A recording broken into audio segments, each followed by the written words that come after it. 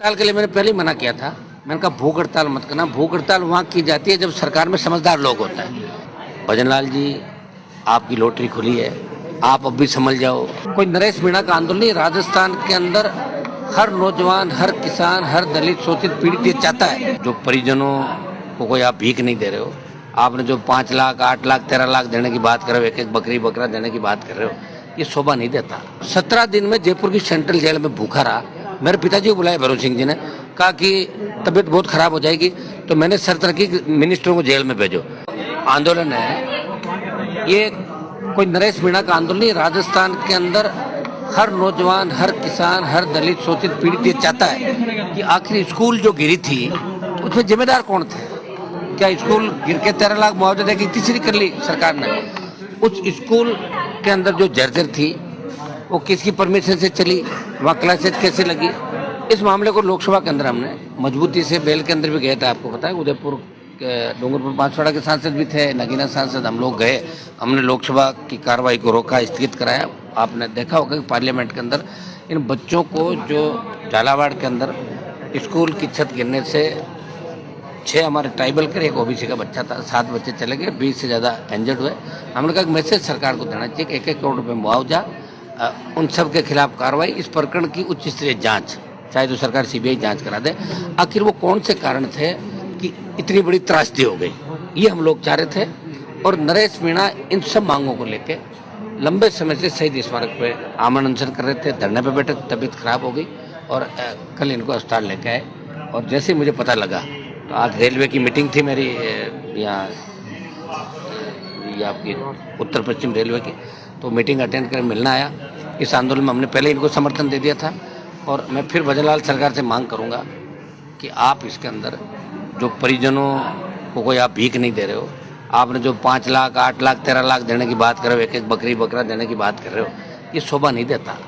भजनलाल जी, आपकी लॉटरी खुली है, आप अब भी समझ जाओ, क्योंकि लंबे समय तक जिस तरह के हालात राजस्थान में बन रहे हैं, आपसे राजस्थान नहीं संभलेगा। और दिल्ली वालों ने मन बना लिया कि आपकी रवानगी करेंगे, तो रवाना होने से पहले 1-2 काम ऐसे कर दो ताकि दुआएं इन परिवारों की आपको लगे। और इस मामले के अंदर राष्ट्रीय लोकतांत्रिक पार्टी और नागौर सांसद, उसकी पूरी टीम नरेश मीणा के साथ उन पीड़ित परिवारों को न्याय दिलाने के साथ। पहले दिन से आप उनके साथ हैं, उनको समझा भी रहे हैं लगातार, लेकिन वो खाना भी नहीं खा रहे, तबीयत तो मुश्किल। भूख हड़ताल के लिए मैंने पहले ही मना किया था। मैंने कहा भूख हड़ताल मत करना। भूख हड़ताल वहाँ की जाती है जब सरकार में समझदार लोग होता है। जहाँ नासमझ लोग बैठे हैं, नासमझ लोगों के सामने भूख हड़ताल करके संकेत नहीं दिया जाता कि भाई हम भूख हड़ताल करें। ये लोग समझते ही नहीं, इनको दूसरे कामों से फुर्सत नहीं। मुख्यमंत्री और इनकी टीम को तो अभी फुर्सत नहीं है पैसों की लूट जो मचा रखी इन्होंने। कब हम चले जाएं, उससे पहले पूरा समेट लें, क्योंकि जाने के बाद वापिस कहीं नहीं आएंगे, वही काम करना पड़ेगा। तो जब इनकी सुन रहे थे, मैंने कहा कि आप अभी एक बार सांकेतिक रूप से चालू करें आंदोलन, मैं खुद भी आ जाऊंगा, उसके बाद भूख हड़ताल। लेकिन इन्होंने कहा कि मैंने मीडिया के सामने पहले भूख हड़ताल की घोषणा कर दी थी। ये भी अपनी जगह सही था, कमिटमेंट था। अभी समझाने की कोशिश नहीं, अभी भी मैंने की, अभी भी मैंने आपकी मानते हैं, अभी भी मैंने कोशिश की, क्योंकि मैंने एक बार 2057-58 में भूख हड़ताल करी, उसमें भैरव सिंह जी सीएम थे। 17 दिन में जयपुर की सेंट्रल जेल में भूखा रहा। मेरे पिताजी को बुलाया भैरव सिंह जी ने, कहा कि तबीयत बहुत खराब हो जाएगी, तो मैंने शर्त रखी कि मिनिस्टरों को जेल में भेजो।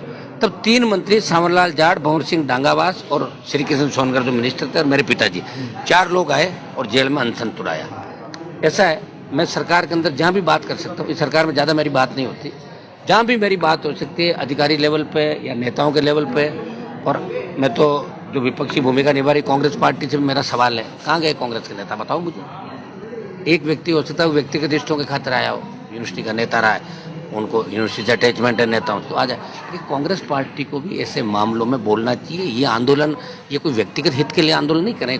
ये राजस्थान के अंदर जो दुर्घटना घटी स्कूल की, ये पूरे देश के अंदर राजस्थान की बदनामी हुई कि राजस्थान वो प्रांत है जहाँ आज भी जर्जर भवन है, उनकी वजह से बच्चों की इस तरह डेथ हो रही है। तो ये एक तरीके से हत्या थी और इसमें हम इस पूरे प्रकरण की उच्च स्तरीय सीबीआई जांच की डिमांड भी कर रहे हैं। शीघ्र ही हम पार्टी से बात करके इस आंदोलन में अगला कदम क्या होगा वो भी हम उठाएंगे। नरेश को समझाने का मैंने प्रयास किया है, मैं पूरी तरह से इसके साथ हूँ। स्वास्थ्य आदमी के लिए पहला है और मैं कोशिश कर रहा हूँ कि एक बार ये समझे, क्योंकि अब आंदोलन नरेश अकेले का आंदोलन नहीं, राजस्थान के जवानों का आंदोलन है। हम सब भी इस मामले में इसके साथ हैं और परिजनों को हम न्याय दें।